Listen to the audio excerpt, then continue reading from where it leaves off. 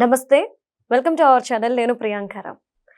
గాదే సాయి కృష్ణ ఇది lockup death లేదంటే పోలీసులు చెప్తున్నట్టు ఆయన ఎక్కడికో తప్పించుకున్నాడా, ఇదంతా పక్కన పెడితే దీన్ని రాజకీయంగా వైసీపీ వాళ్ళు ఉపయోగించుకునే ప్రయత్నం చేస్తున్నారు. అనేకమైన ఆరోపణలు తీసుకొస్తున్నారు.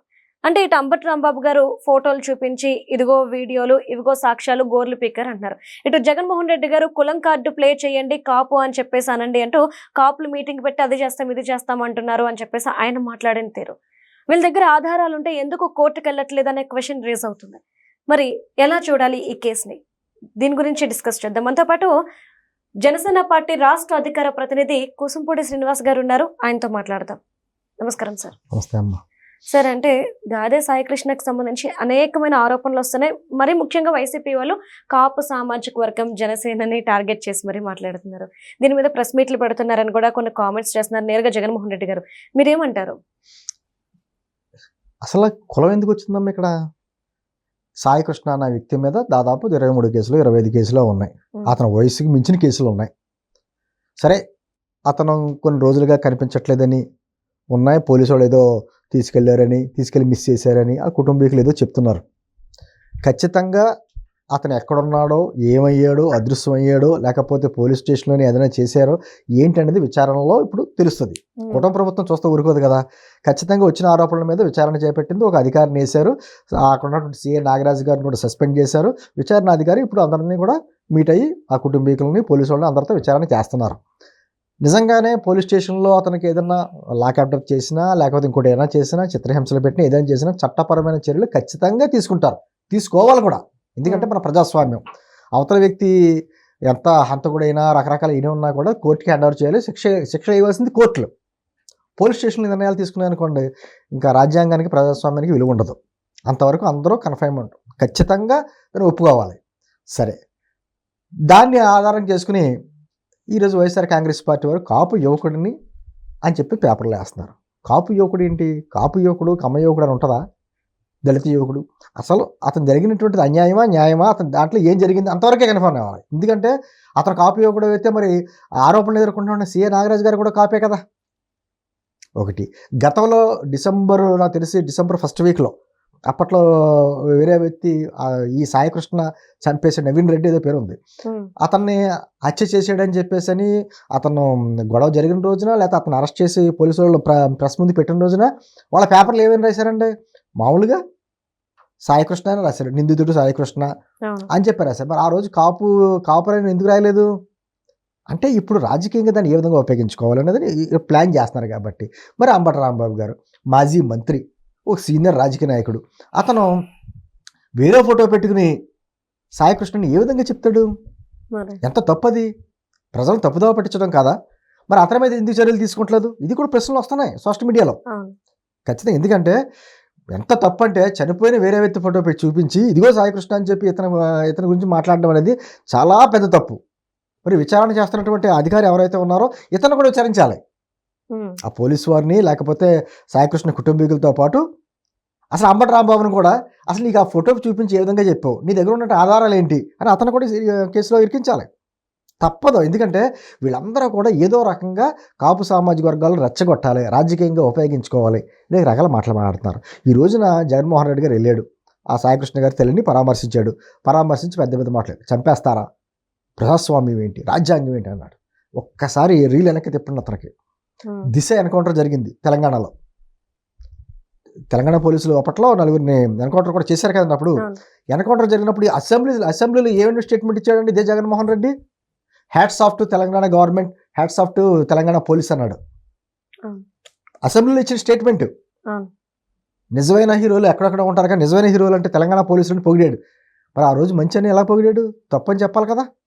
చట్టం ఎలా చేతిలో తీసుకుంటుందని చెప్పాలిగా. మరి అప్పుడు కరెక్ట్ అయింది, ఇప్పుడు ఏమో తప్పు ఎందుకు అవుతుంది? ఇప్పుడు నిజంగా ఏం జరిగిందో తెలీదు.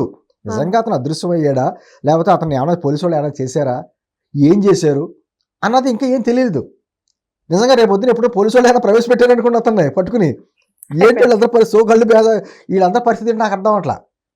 సరే, ఆ తల్లి కన్న తల్లి గర్భశోకం ఉంటుంది, ఆవిడేమో బాధపడతా కనీసం బూడిదని ఇవ్వండి అని చెప్పేసి మాట్లాడుతుంది. ఆవిడ బాధలో అర్థం ఉంది. ఆవిడ కొడుకు ఎటువంటి వాడైనా తల్లికి బాధ ఉంటుంది, కాదనలేం.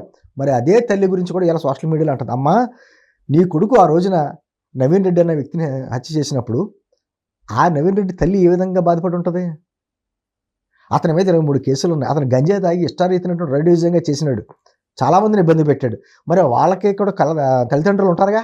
అండ్ 2 పోక్సో కేసులు, 2 ఆడపిల్లలు. అన్నిటికంటే ముఖ్యంగా మైనర్ పిల్లని అతను అత్యాచారం చేసినప్పుడు ఇదే తల్లిగా ఈవిడ బయటకు వచ్చి అటువంటి కొడుకు నా కడుపున పుట్టాడని చెప్పేసి ఏమన్నా బాధపడి ఉంటే ఈ రోజున ఆవిడ కన్నీళ్ళకైనా అర్థం ఉండి ఉంటుంది.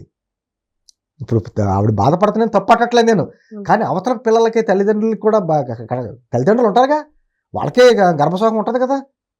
నేను అంటుంది ఈరోజు వాళ్ళ మేనమామ వచ్చాడు, సాయికృష్ణ వాళ్ళ మేనమామ, ఎప్పుడైనా పోవాల్సిన వీడు అని స్టేట్మెంట్ ఇచ్చిన వ్యక్తి మళ్ళీ ఎందుకు మాట మార్చాడు? 25 ఏళ్ళు కూడా లేవు వాడికి, ఆడేదో 350 రూపాయలకి పని చేసుకుంటున్నాడు, ఆడేమో అంతర్జాతీయ నేరం, ఎందుకు మాట మార్చవలసి వచ్చింది? అలాగా సోషల్ మీడియాలో వస్తున్నాయి కదా ఇవన్నీ, మనం చెప్పుకునే కాదు కదా.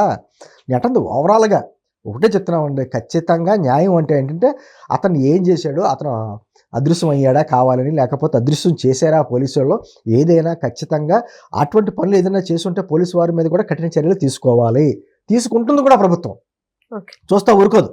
ఇప్పుడు ఆల్రెడీ ఇన్వెస్టిగేషన్ జరుగుతుంది కాబట్టి ప్యారలల్గా దీన్ని ఒక రాజకీయంగా ఉపయోగించిన కులాల మధ్య చిచ్చు పెట్టాలనే ఉద్దేశంతో ఏదైతే చేస్తున్నారో వైఎస్ఆర్ కాంగ్రెస్ పార్టీ నాయకులు అంబటి రాంబాబు లాంటి వ్యక్తులు కానీ, లేకపోతే అతను ఫోటోలు చూపించితే దాని పేపర్లోని వీడియోలోని చూపించినటువంటి పత్రికల మీద కానీ ఖచ్చితంగా కేసులు పెట్టాలి. లేకపోతే ఏమవుద్దంటే ఇది సమాజంలో ఒక విధమైనటువంటి విద్వేషాలు రగిల్చినట్టు అవుద్ది కదమ్మా. నిజంగా రాజకీయ నాయకులు ఏ పార్టీ అయినా కావచ్చు, ఒక సొసైటీలో ఒక విధమైనటువంటి అలజడి రేగుతున్నప్పుడు సాధ్యమైనంత వరకు నువ్వు సామరస్యపూర్వకంగా వెళ్ళాలి, రెచ్చగొట్టే ద్వారాలో చేయకూడదు. దీన్ని అవకాశవాదంగా ఉపయోగించుకుని అతను ఏదో కాపు కులవాడు కాబట్టి ఇటు కాపు యువకుడి హత్య అని ఇటువంటి పేర్లు, కులం పేరు ఎందుకు తీసుకొస్తున్నారు? నేను అంటుంది చాలామంది ఇప్పుడు చాలా అత్యాచారాలు హత్యలు జరిగినాయి, కులాల పేర్లు ఎందుకు?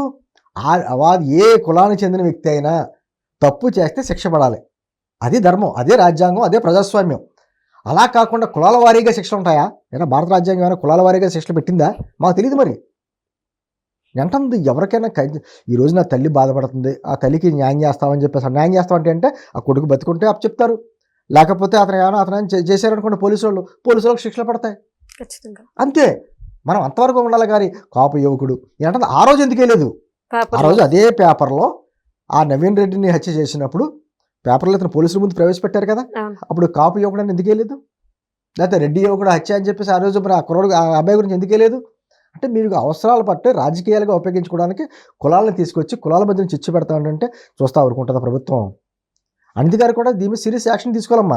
ఇప్పుడు హోమ్ మినిస్టర్గా ఆమె అంబటి రాంబాబు గారి మీద అడగాలి, మీకు ఎలా వచ్చినాయి, మీరు ఏదైనా ఎందుకు తప్పుడు ఫోటోలను తప్పుడు వీడియోలు చూపిస్తున్నారు, ప్రజలు ఎందుకు తప్పుదావ పట్టిస్తున్నారు, చర్యలు తీసుకోమని అనిత గారు కూడా ఆదేశాలు ఇవ్వాలి. లేకపోతే ఇలా చూస్తూ ఊరుకుంటుంటే నోటుకు వచ్చినట్టు మాట్లాడేస్తున్నారు, లేకపోతే గుడ్డగాల్చి మీదేసేస్తున్నారు, ఈ ప్రభుత్వం ఏం చేయదు కదా అనుకుంటున్నారు, ఆ విధానంలో ఉన్నారు వాళ్ళు. నేనేమంటున్నానంటే ఖచ్చితంగా ఈ విషయంలో మాత్రం సాయికృష్ణ మరి ఏం జరిగిందో త్వరలో తెలుస్తుంది. దాన్ని తప్పుదోవ పట్టించినటువంటి వ్యక్తుల మీద కూడా కేసులు పెట్టకపోతే మాత్రం సమాజంలో చిచ్చు వస్తుంది, కులాల మధ్య రకరకాల దీన్ని వాడేసుకుంటారు. అప్పుడు వైఎస్ఆర్ కాంగ్రెస్ పార్టీ నాయకులు అందరూ వాడేది, కాపు కులస్తులని హత్య చేసేస్తున్నారు, దౌర్జన్యం చేసేస్తున్నారు, కాపు సామాజ వర్గానికి అన్యాయం జరిగిపోతుంది, ఇటువంటి మాటలు మాట్లాడుతున్నారు. ఇదే కాపు సామాజిక వర్గంలో నాయకులు ఎవరైతే మాట్లాడుతున్నారో వాళ్ళందరికీ ఒక ప్రశ్న, ఇదే సాయికృష్ణ లాంటి వ్యక్తి మీ ఇంట్లో ఉన్నాడంటే, లేకపోతే అదే సాయికృష్ణ లాంటి వ్యక్తి మీ ఇంట్లో ఆడవాళ్ళ మీద ఇటువంటి చర్యలు చేశాడు అంటే, అతను కేసులు ఉన్నాయి కాబట్టి ఆ కేసులను బట్టి మీరు ఒప్పుకుంటారా? మామూలుగా ఏమంటారమ్మా, ఎక్కడైనా అత్యాచారం కానీ హత్య కానీ జరిగితే వెంటనే ఉరేసేయాలి అని స్టేట్మెంట్లు ఇస్తారు, అది తప్పు అంటాం మనం. ఇన్స్టెంట్ జస్టిస్ ఎప్పుడు కుదరదు. ఇటువంటి కసబ్ లాంటి వాడినే జైల్లో పెట్టి పోషించి ఎప్పుడు శిక్షలు చేశారు. నేను నిజంగా ఇమ్మీడియట్గా ఇటువంటి శిక్షలు వేసేయాలనే దానికి మనం ప్రజాస్వామ్యంగా వ్యతిరేకం. కానీ ఇప్పుడు వాళ్ళు ఏమంటారంటే ఈ విధంగా మాట్లాడు. జగన్మోహన్ రెడ్డి ఉదాహరణ, దిశ హత్య కేసులో అప్పట్లో జరిగినటువంటి ఏం మాటలు మాట్లాడాడు, ఇప్పుడు ఏం మాటలు మాట్లాడుతున్నాడంటే రాజకీయంగా అతను ఏ విధంగా ఉపయోగించుకుంటున్నాడు అనేది చాలా క్లారిటీగా అర్థమవుతుంది. కేవలం ఏంటంటే కూటమి ప్రభుత్వం మీద చిచ్చు పెట్టాలని. ఎన్ని కంటే కూడా నేను అనుకుంటున్నాను వ్యక్తిగతంగా వాళ్ళ టార్గెట్ అంటే వాళ్ళకి సాయికృష్ణ గారి మీద ప్రేమ కాదు, ఆ అబ్బాయి మీద ప్రేమ కాదు, అదేవిధంగా నాగరాజు గారి మీద కోపం కూడా కాదు. వాళ్ళ టార్గెట్ ఉత్తరం కదా అండి, కమిషనర్ పోలీస్ సిపి గారు రాజేంద్ర బాబు గారు, అతనే కదా లిక్కర్ స్కామ్లోని వీళ్ళందరినీ సిట్టు తీసుకుంటున్నారు. విచారణ చేస్తున్న అతనే అవును. కదా, అతని మీద పట్టుకున్నారేమో కోపం అంతాను, టార్గెట్ అతని మీద పెట్టుకున్నారేమో డౌట్ వస్తుంది నాకు. అందుకే ఎందుకంటే రిజిస్టర్ చేస్తున్నారు. జగన్మోహన్ రెడ్డి కూడా అంటాడు సీఏని ఇంకా చర్యలు తీసుకుంటాం కాదు, సిపి మీద తీసుకోవాలి, ఇది డీజీపీ తీసుకోవాలి, వీళ్ళందరి మీద అందరినీ తీసుకోవాలంటున్నాడు. తీసుకోవాలని మాటలు అవును. మాట్లాడుతున్నారంటే అవును. వీళ్ళ టార్గెట్ ఏంటంటే లిక్కర్ స్కామ్లు ఎవరినైతే వీళ్ళందరూ లైన్ ఎట్టి లోపల వేస్తున్నారో ఆ బాధ ఉంటుంది ఆ సిట్టు మీద. ఆ సిట్టు విచారణాధికారిగా రాజేంద్ర బాబు ఉన్నారు కాబట్టి అతను టార్గెట్ చేయలేక డైరెక్ట్గా ఈ విధమైనటువంటి చేస్తున్నారేమో అని అనుమానం ఉంది. అంతే తప్ప సాయి గారి సాయి తల్లి మీద కానీ ఆ కుటుంబం మీద కానీ ప్రేమ లేదు, వేరే వాళ్ళ మీద కోపం లేదు. అసలు కోపం ఇతని మీద ఉందేమో నా doubt. Right. Thank you so much sir.